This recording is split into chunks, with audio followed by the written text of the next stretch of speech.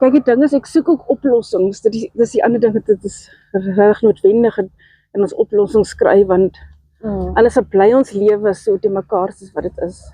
Was jy was in die kerk vanoggend, ek het jou nou gister raak Nee, nie vanoggend. Was jy nou nie vanoggend? Okay, en wat ek wil sê is, my ou hou nie daarvan as ek oor hom praat met ander mense en uitbrei oor, sê nou as dit iets is wat hy nou verkeerd doen, en ek dra dit oor aan iemand anders, dan dink hy, ek maak hom sleg. Ek wil vir jou vra, sien jy die noodwendigheid daarin dat ons die verhoudingsprobleme ook moet uitsorteer? Sien jy die noodwendigheid daarin? Dit is baie belangrik, want julle is saam op straat. Julle is saam op straat en om te survive, om te oorleef op straat, moet julle 'n sterk verhouding kan hê waar julle mekaar ondersteun. Ja. Want dit is moeilik genoeg soos dit is. Ja, en die ding is, en hy sê nou, terwyl ons op straat is, kan mense dit nie uitsorteer nie. Jy kan. Dit is die hele ding wat baie dit verkeerd verstaan, want hy dink dat die ander mense weerhou ons van dinge uitsorteer. En hy sê dat as ek gaan huil in die straat, dan is dit 'n gevaar vir hom, want mense kan hom doodmaak daaroor. Dis wat hy sê.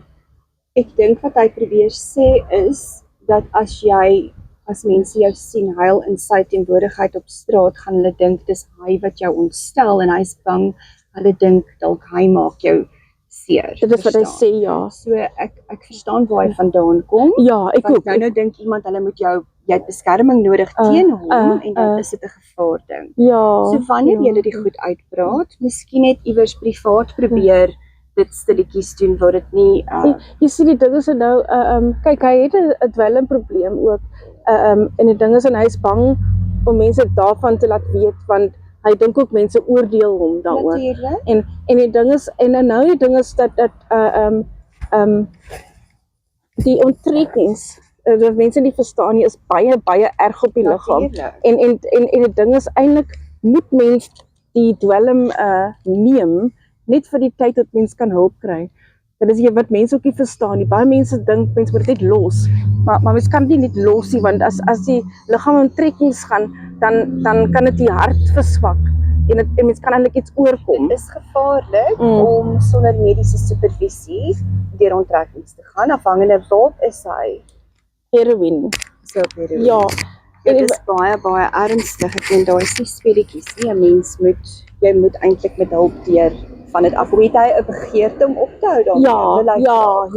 Ja, definitief. Ek sê hy is moeg van daai leefstyl met dit. Hy wil regtig. En die ding is wat so nou omdat hy as hy onttrek, dan is sy liggaam so swak. Ek kan nie eintlik self staan op die robot nie. So ek moet hom help op hierdie tyd, net dat hy die nodigste het met 'n geldjie sodat kan gaan op. Nou wat ek wil sê is as hy dan nou terugkom, hy sê altyd ja nee, ons gaan praat later. Dan kom hy terug, dan is ons privaat, ons is op ons eie, dan rook hy, dan moet hy eers rook, maar dan rook hy so lank, en dan gaan hy oor na dat hy sy kop so met sy naels, dan raak hy besig met sy kop nou weer. Is altyd 'n uitstellery, en hy kom nooit daarby uit om eintlik te praat wat hy gesê het hy gaan doen. En gebruik hy daagliks? Ja. En is baie, ek meen dit kos baie geld. So dis die hele ding. En as jy die een is wat by die robot moet staan en die geld maak, dan is omdat vrouens eintlik dra jy julle finansiëel en jy support sy habit. Maar kyk, dit is nou nie 'n keuse op hierdie tyd. Dit is baie mense verstaan nie, hulle dink ek is maar net moedswillig om hulle habit te ondersê. Dit is nie dit nie. Nee, ek verstaan dit is net vir survival vir die tyd. Wat ek sê is dit vat baie van jou af, want jy kyk eintlik na twee mense op die oomblik en jy support 'n habit wat 'n duur storie is. En ek het besluit ek kan nie meer my broer ook help nie, want dit vat te veel uit my uit. Dit put my te veel uit om so lank op die robot te staan vir so baie geld om twee mense te help.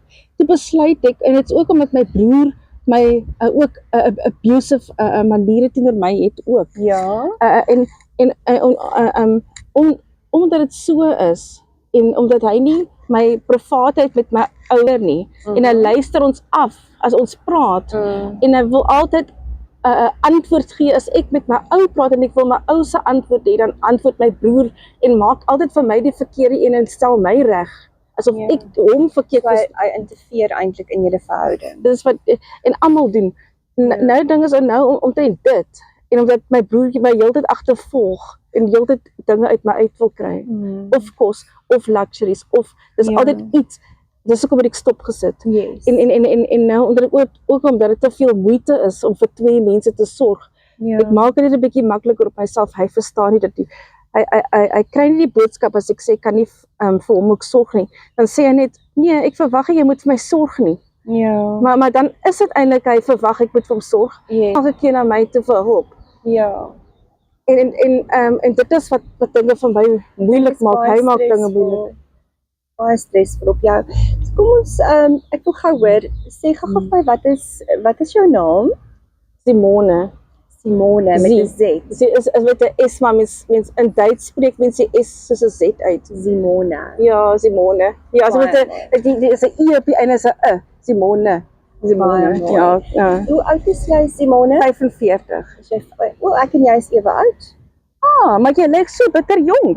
So dan beteken dit ek kan net so wel jonk lyk. Baie dankie. Ek hoop ek lyk net so jonk. Ek dink jy lyk pragtig. Dankie. Ek dink absoluut in daai blou oë, I mean really. Gister toe ek jou vir die eerste keer ontmoet het, kon ek kan nie daai oë miskyk nie, né? Okay. maar as ek ook maar dit is die res van my gesig ook mooi. Natuurlik, jy's 'n baie mooi vrou. En onthou ons vrouens as ons so 'n bietjie TLC kry, as ons so 'n bietjie kyk na onsself, dan help dit ook, né? Ja, dit het om die regte goed te kry vir ons vel. Dit is baie goed te wees, want dit as 'n mens nou, ek meen jy bly tans op straat. Hoe lank is jy nou op straat? Kan ek sê 6 jaar. Nou. Jy al 6 jaar aan een op straat. Ja, maar hulle was 20 jaar. Dis nog erger. Hulle het tevore gewerk, albei van hulle saam. En toe verloor hulle werk een vir een en toe beland hulle op straat en dit is van hulle was 25 van ouderdom albei en een was 24 en ja. Jy praat nou van jou kerel en jou broer. So hulle is al baie jare op straat. Ja. Hoe het jy op straat beland? Ek het besluit want die skuilings het hulle my baie getarget. Die kleerlinge wat daar gebly het. Ek was altyd die blame target vir alles. Al die blame van alles en almal was altyd op my gepak. Waar is dit? Waar het jy gewoon? Dit was Groenpunt nagskuiling. Dit was in nagskuilings heel rond. Dit was eers in Somerset West, dan in Kensington en dan in Kaapstad Groenpunt, Napierstraat en dan was dit Eikefontein. So is dit soos 'n shelter gewees waar jy gewoon het? Ja, maar dit was niks lekker nie. Die leefstyl is nie gerieflik. Dit is nie gesond ook nie, want in die ou einde van die dag reël ander mense lewe. Mens kan jou eie lewe lei nie. So die omstandighede was nie ideaal vir jou gewees nie en toe jy daar pad gegee en van daar 6 jaar later woon jy op straat nog steeds. Hoe vind jy dit as 'n vrou op straat? Kyk, ek haat dit eintlik deur die gevaar en die omstandighede op straat, haat ek eintlik en ek is moeg daarvan. Ek en my ouers moeg daarvan om so te lewe en om en dat ons nooit ons privaatheid het. Dis wat ek nie daarvan hou nie. Maar as my ou net 'n bietjie meer verstandig was en 'n bietjie meer insig gehad het in die hele situasie en meer gewillig opgetree het, dan sou dit meer culpable gewees het. Maar hy sien nie die gerieflikheid. Dit lyk nie so hy sê hy sê altyd ja nee, hy doen, maar ek kan hoor in die manier hoe hy praat dat hy is nie voltyds tot sy positiewe daaroor nie. En dit is wat my so erg pla oor hom. Hy sê dinge, hy sê ja nee, dis nie dit nie, maar dan is dit. Ek weet nie. Hy verstaan nie hoekom ek so oor sy stemtoon is nie. Maar die stemtoon tel, dit sê of jy regtig belangstel, of nie net dit nie, maar ingestel is op wat die ander persoon sê, of jy regtig luister. Die stemtoon sê dit. En hy kon dit nooit verstaan het nie. En ek weet nie hoe om dit onder sy aandag te bring nie. Nou as dit nie so was nie, dan sou die straatlewe makliker gewees het. So hoe lank is julle in 'n verhouding, sê jy? 2 jaar. 2 jaar. En julle het op straat ontmoet. As iemand vir jou sê dis al 20 jaar op straat, dis wat jy nou sê jou kerel is, dink jy hy het enige drome, enige ambisie, enige plan om van straat af te kom Ja, en 'n werk te kry en vir 'n beter lewe aan te bied? Ja, dit is sy begeerte. Maar wat hy nie verstaan nie, is as hy nie my kan emosioneel bystaan en waardeer nie, dan baat dit nie. Hy moet dit eers reg hê. Hy moet eers wil om my woorde om dit nie te minag nie. En altyd dit belangrik te vind as ek iets sê, want dit is wat hy doen nie dit op tye nie. En dan is hy en hy raak gou moeg. Dan is hy verskoning, maar sy mind is te mekaar en sy mind dwaal af en dinge. Maar dit is omdat sy belangstelling 'n bietjie kort is. En dit is omdat sy insig oor my, baie dinge wat hom pla oor my, en wat hy ook ontken en sê, nee, die woede is nie vir my nie, dit is vir die ander mense wat met ons wil inmeng, maar dit is vir my, want ek kan hoor hoe hy praat met my, dat het oor my gaan, en dit is die dinge wat nie uitkom om nie, dan sê hy net, ja, maar hy kan nie, hy kan nie dink, en dit kom nie na sy bestand toe, wat het is wat hom pla nie. Nou, ek het hom 'n stuk advies gegee, en vir hom gesê, maar hy moet wil, eerstens, hy moet, wat kan ek sê, besluit, om te sit en dink, net daaroor.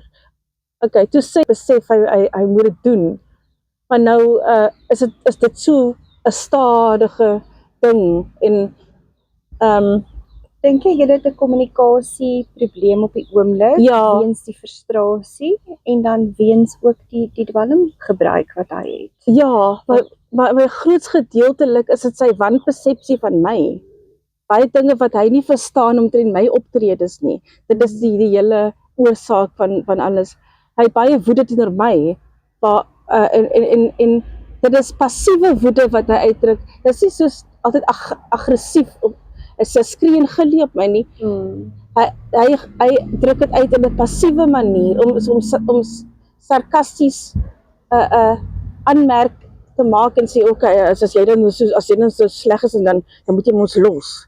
Ja. Dus hy speel op my gevoel, hy maak sarkastiese aanmerkings as ek ontevrede is oor iets. So dit is wat manipulerend in gesprek, maar hy's nie aggressief fisies met jou nie. Nee, maar daai manipulerende maniere, okay, hy het dit 'n bietjie afgeleer daai, maar wat ek bedoel is net die feit dat kyk, ek kan ook as ek hy en ander mense kom, dan gesels hy beter met hulle en is meer ingestel op hulle geselskap as op myne. En as ek iets sê, dan is dit soos hy is heeltemal present as ek iets sê nie. En hy sluit my ook nie in geselskappe nie. Maar hy sê hy doen, maar ek kan sien hy doen nie. Ja, so dit is duidelik, die verhouding is duidelike frustrasie op die oomblik, en dit is nie maklik om 'n verhouding oor die algemeen te hê nie. Maar ek dink soveel meer in die omstandighede wat julle nou is dit ook ekstra moeilik. Jy het gesê jy sal graag vir iemand by die kerk moet so half vir julle verhoudingsberading gee, dis iets wat jy genoem het, sal vir julle help. Sê gou vir my, waar staan jy as jy vra vir geld in die dag? Wat 'n area? En een waar oud en een kruis. En een se kant. Dit is waar by die dierhospitaal daar. Ja. En dan kosgewys, maak jy genoeg geld om daarom vir julle kos te kry? Wat is julle as jy nou daar staan en geld probeer kry, wat is die doel? Wat is jou nommer 1 behoefte? In die oggend as jy nou wakker word en jy moet gaan staan en vra vir geld, wat is jou behoefte? Wat is jou eerste kommer waarvoor die geld is? Okay, my eerste kommer sal wees, miskien net 'n koeldrankie, soos of 'n 2 liter vir ons almal, of andersins 'n energy drink miskien vir my, of 'n koppie koffie te hê in die oggende. Okay. En dan, maar en het vat baie lank voor ek honger raak, deur die stres wat ek beleef, vir die verhouding. En dan sal ek dan nou, iets, as ek dan nou honger raak, dan koop ek die kos wat ook maar vir ons almal is. Sê gou, het jy kinders? Geen kinders nie, nooit kinders gehad nie. En familie? Het jy enigstens buite jou broer wat nou ook op straat is, het jy enige ander familie met wie jy kontak het? En ek wil nie, want hulle verstaan my ook nie. Ek was altyd gelabel met skizofrenie, met dit so 'n kopsiekte, maar ek glo nie wat die stigma daaroor sê nie, want ek het dit anders ondervind. Ek het eintlik van my eie ondervinding uitgevind dat wat die dokter sê oor mense met kopsiektes, hulle is glad nie onrealisties, hulle is glad nie irrasioneel nie, soos wat hulle sê nie, en hulle leef glad nie in hulle eie wêreld nie. Ek glo almal is dieselfde geskape, almal het dieselfde is gemaak met 'n intelligente verstand, en almal kan dinge sien. Niemand sien dinge wat nie daar is nie, het ek uitgevind van myself. Was jy gediagnoseer as skizofreen? Ja. Het jy dokters gaan sien? Ja. So, op watter ouderdom? 13 het ek het 'n verskriklike breakdown gekry, want ek het depressie gehad wat erger was as enige normale depressie wat ander mense het. Selfs die erg toestand, ek was nog erger, as dit was alles onderlewend. Ek was soos 'n supernatuurlike depressie case gewees. Dit was regtig abnormaal. En dit is amper soos wat amper nooit plaasvind op die aarde nie. En toe kry ek 'n verskriklike breakdown op 13 jaar oud, en na daai breakdown toe begin ek psigiatries raak, na daai, en toe was ek gelabel met daai. Met die skizofrenia diagnose, jy sê dit het begin met 'n severe, 'n diep depressie toe jy 13 was. Ja, van gebore daarmee, het deur my ma se baarmoeder gekom. Ja. Daai diep erg supernatuurlike depressie het deur my ma se baarmoeder. So daar het iets gebeur in jou jeug wat miskien dit aangewakker het, iets traumaties wat miskien gebeur het Ek was deur die kinders by die skool, was ek baie sleg behandel, en hulle het almal my gehaat, en hulle het fout gesien in my, en hulle het my vir my, hulle het jokes gemaak oor my, hulle het my uitgetart elke hoek en draai. Waar was jy op skool? Cambridge Primary. Cambridge, hier in die Kaap, reg hier in die noordelike voorstede. Ja, ek was eers in 'n normale skool gewees, en na die breakdown het ek in 'n spesiale skool moes ingaan, want ek kon nie cope meer, my konsentrasie was nie meer goed nie. En hoe was jou ouerhuis? My ouerhuis was ook,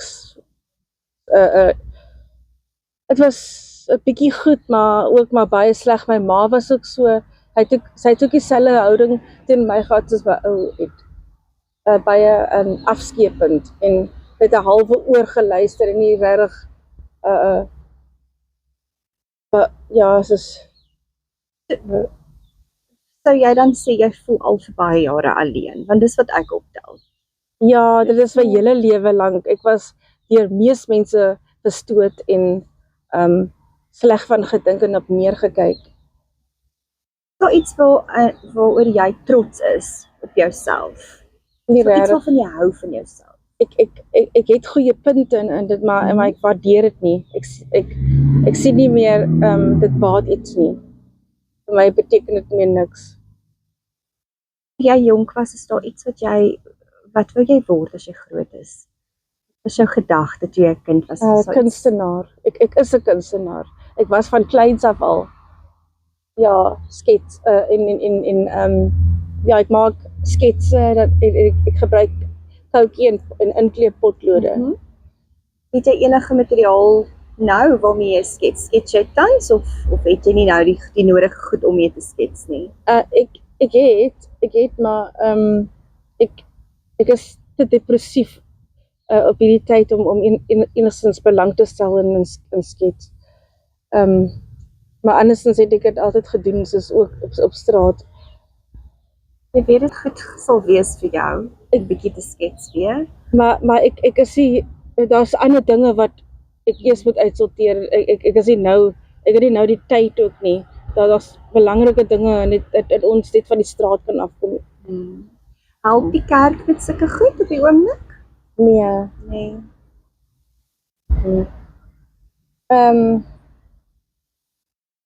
Ja, nee, ek weet nie, maar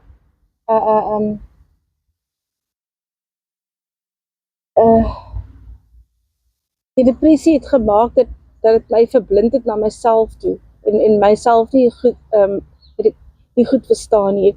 Ek het nie my emosies verstaan en hoe dit werk nie. En toe sukkel ek om die volgende persoon ook te verstaan en dis hoe hulle neergekyk het op my en my aangesien as dom. Nou, ek sal vir jou een ding sê, jy's definitief baie intelligent. Dankie. Daar's definitief niks fout met jou in terme van intelligensie vlak nie. En die res van die mense op straat, die kleerlinge, hulle almal sê nee, Ziggy se mal suster. En hulle almal, ek kry die indruk ek is dom, want hulle wil goed, soos hulle klap en dromme, en dan wil hulle goed elke keer aan my verkoop. En ek het opgehou en ek het gesê nee, ek koop nie meer van straatmense nie. Toe die een ou toe het hy nou 'n klomp bottles en lotions en goed gehad wat hy nou nie gaan gebruik nie. En toe sê ek nee, ek wil niks vat nie. Toe vra hy hoe kom dan nou? Ek gee dit dan vir jou. Toe sê ek vir hom, maar later dan skuld ek jou weer, want dit is eintlik wat dit op neerkom. En dan het hy gesê, nee, by my gaan dit nie oor skuld nie. Dus toe begin hy hard praat met my en ek raak kwaad vir hom dat ek dit gesê het. En dit is so, ek word so sleg behandel die ander mense op straat. En toe ek nou niks wil vat nie, dan sê hy, ja, dis 'n anderste vroumens die, sê hy. Ek dink die regte idee, mens wil niemand iets skuld op straat nie, en jy moet ook maar versigtig wees wat jy vat, want dan is daar ander goed daarin. Ja, maar hy sê so, ek is 'n anderste vroumens, en toe sê ek, ja, slim ja, toe sê hy, nee, jy is fucking dom vroumense. Jy hoef nie dit kop toe te vat nie, dis sy opinie. Mense het opinies oor alles, en dis hulle eie opinie. Jy moet net onthou wie jy is. En die ding is, en sê nou as ek opkom vir my regte, en ek maak my standpunt en ek wil alleen wees, dan raak hy kwaad daaroor ook. Want hy wil heeltyd na my toe kom en hom dan neerplak langs my. En daar sit waar ek is, en as ek wil alleen wees, dan raak hy kwaad en dan sê hy, wees jy, hierdie is plek vir almal. Dit is nie jou boom nie. So word ek vertel. Dis jammer jy het nie iemand in jou familie na wie jy kan uitreik, dat jy net op jou voete kan kom eers weer en Nee, ek sê net, kyk, ek sê die disrespek wat teenoor my uitgevoer word, pla my eintlik, dit het ook by getraumatiseer, want dit het lank aangegaan, en hulle is geneig om my aan te rand ook, daaroor. As ek het my standpunt maak, en ek staan vir my regte, so. Aan te rand, as in ja, soos as hulle kwaad raak en hulle vertel nou vir my hoe sleg ek is en alles en ek aanvaar dit nie, dan wil hulle sê JJ, dan wil hulle my nog vertel so, en dan kom hulle nader, dan wil hulle soos hulle vinger in my gesig steek en so. Is jy bang partykeer vir jou veiligheid? Ja, meestal is ek. En as jy so by die robot staan, is die mense wat verbykom gaaf met jou? Daar is van hulle, Jy is nie nou op enige medikasie nie, is jy? ek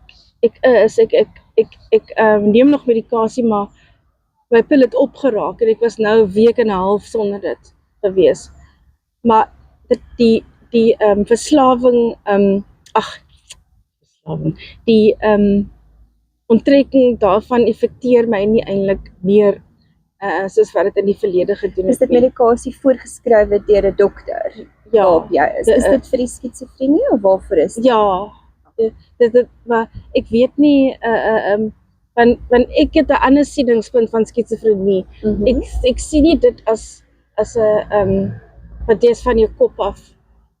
Skizofrenie, ek sien dit as hoe die brein cope met trauma.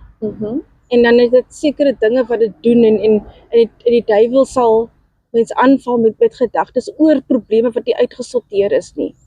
En hy sal met 'n mens se mind speel. Dit is hoe ek dit sien. Dis 'n aanval van die vyand. Dit is 'n demoon op sy eie ook.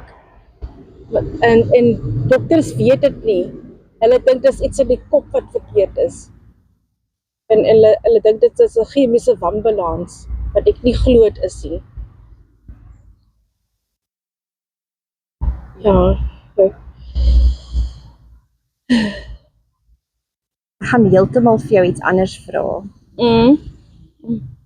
Iets van, wat is jou gunsteling kleur?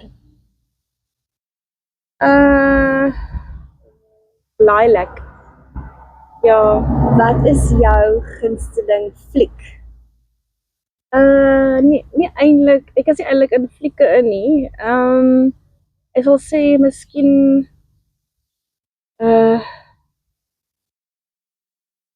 ek hou van diereflieke, soos National Geographic. Ek hou van sulke flieke. En van Medical Detective het ek altyd van hou gekyk. En Sewende Laan, want dit was op TV. Wanneer laas het jy TV gekyk? Baie lank, jare, 10 jaar terug. Maar toe het ek in tehuise, psigiatriese tehuise gewoond, wat nog erger was. Dit was net so erg so skuilings. Daar was ook altyd moeilikheid en hulle ook vir my altyd die blame gegee vir moeilikheid en die huismoeder wat daar na my gekyk het, was heeltemal controlling op my gewees en my geen spasie gegee en altyd my uitgeskel en vir my links-regs blameer vir dinge wat ek gedoen het net om te cope. En sy wat self 'n verpleegster was, behoort beter te geweet het van wat die siektes aan die mens doen. Toe beskuldig sy my sommer ek gebruik by siekte as 'n verskoning vir my aksies. Dis hoe sy my beskuldig het. Voel jy ek blameer mense te veel met wat ek praat oor? Nee, ek dink jy deel jou hart, jou kommernisse, goed wat vir jou belangrik is. Okay, nee, want ek sien 'n ongemak in jou as ek praat. Glad nie, ek luister aandagtig vir jou. Okay, en ek wil nie inchip nie, ek wil jou nie in die rede val nie, want ek wil hê jy moet die geleentheid hê om te ontlaai. Ek dink jy voel partykeer mense luister nie vir jou, hulle hoor jou nie, en hierdie is 'n veilige plek waar jy kan net sê wat op jou gedagtes is. So ek wil jou net nie in die rede val nie, ek luister aandagtig. Ek neem in wat jy sê en wil net vir die geleentheid gee om te ontlaai. Partykeer is dit goed vir 'n mens se siel net om die goed uit te kry. Ja, en jy sien ek wens my ouetjie kon dit so met my doen, AB. Ek weet nou ek net AB noem. Ek wens hy kon soos wat jy nou maak sit en so met my praat. Ek dink baie keer het mense hierdie wat gebeur in gesprek is, mense dink aan die volgende ding wat hulle wil sê terwyl die ander persoon nog praat. So jy neem nooit in wat die persoon sê nie, want jy is al klaar besig om te dink aan wat jou antwoord. As 'n mens net stil raak en net luister sonder om te dink wat moet jou antwoord wees en net regtig inneem wat die persoon sê. Ja, en die is dit ding is 'n om ander nou gesprek. ja, en die ding is baie keer as ek met hom gepraat het dan antwoord hy ook nie. En dit is wat ek so onbeskof eintlik vind as ek met hom praat en dan is hy dan is dit soos hy sal nie nog sê ekskuus nie. Hy sal net my laat daar met myself praat. Dit is hoe ek behandel word deur hom. Ek jy is frustreerd en voel net nie gehoor nie. Ek dink jy voel mense verstaan jou nie en hoor jou nie. En elke mens wil net gehoor word en liefde hê en ondersteuning hê. Ja. Jy het gesê jy was in 'n psigiatriese huis en die suster het jou geblameer. Vir al die moeilikheid wat aan elke gestryery en toe was dit elke keer my wat sy uitgeskel het. En sy het my lelik is baie soos aggressief met vir my geblameer en gesê het yeah, you blaming other people for your problems. You can't blame other people for your own wrongdoings. So het sy met my gepraat. Sy het my condemn en sy het nie agtergekom nie. Sy het gedink sy sien die waarheid wat ek doen, maar sy het dit heeltemal anders opgevat. Waar sy net my aksie gesien het, maar nie verstaan hoe dit begin het nie en wat die ander my ook gedoen het nie. Jy het gesê jy het sekere goed gedoen as 'n coping mechanism. Wat se tipe goed het jy gedoen om te cope? Soos dat want die depressie was dit was so kwaai, die opgekropte emosies was so kwaai, ek kon nie gehelp het as om te retaliate as iemand onbeskof was met my of vir my 'n ding sê